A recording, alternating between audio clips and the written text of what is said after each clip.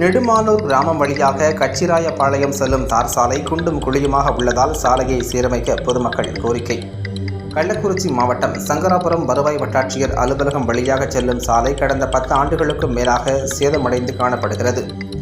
இந்நிலையில்தான் நெடுமானூர் சேஷசமுத்திரம், தாவடிப்பட்டு, கரடிசித்தூர், கச்சிராயபாளையம் வரை செல்லும் பிரதான சாலை கடந்த 10 ஆண்டுகளுக்கும் மேலாக சேதமடைந்து குண்டும் குழியுமாக காணப்படுகிறது. மேலும் இரவு மற்றும் பகல் நேரங்களில் இந்த சாலையில் கடக்க நேரிட்டால் பல விபத்துக்கள் தினம் நடைபெறுவதாகவும், இதனால் தினம் அச்சத்திலேயே ஆபத்தான முறையில் சென்று வருவதாகவும் பள்ளி மற்றும் கல்லூரி மாணவர்கள் குற்றம் சாட்டுகின்றனர். மேலும் தினந்தோறும் வருவாய் வட்டாட்சியர் அலுவலகம் வரும் பொதுமக்கள் மிகவும் சிரமம் அடைந்து வருகின்றனர். மேலும் அத்தியாவசிய தேவைக்கான ரேஷன் பொருட்களை ஏற்றி வரும் வாகனங்கள், தீயணைப்பு வாகனம், உயிரை பாதுகாக்க விரைந்து செல்லும் 108 ஆம்புலன்ஸ் வாகனங்கள் செல்ல முடியாத நிலையும் ஏற்பட்டு உள்ளது.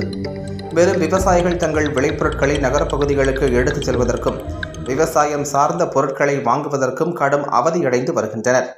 மாவட்ட நிர்வாகத்திடம் பலமுறை சாலையை சீரமைக்க புகார் அளித்தும் இதுவரை எவ்வித நடவடிக்கையும் எடுக்கப்படவில்லை என கூறப்படுகிறது.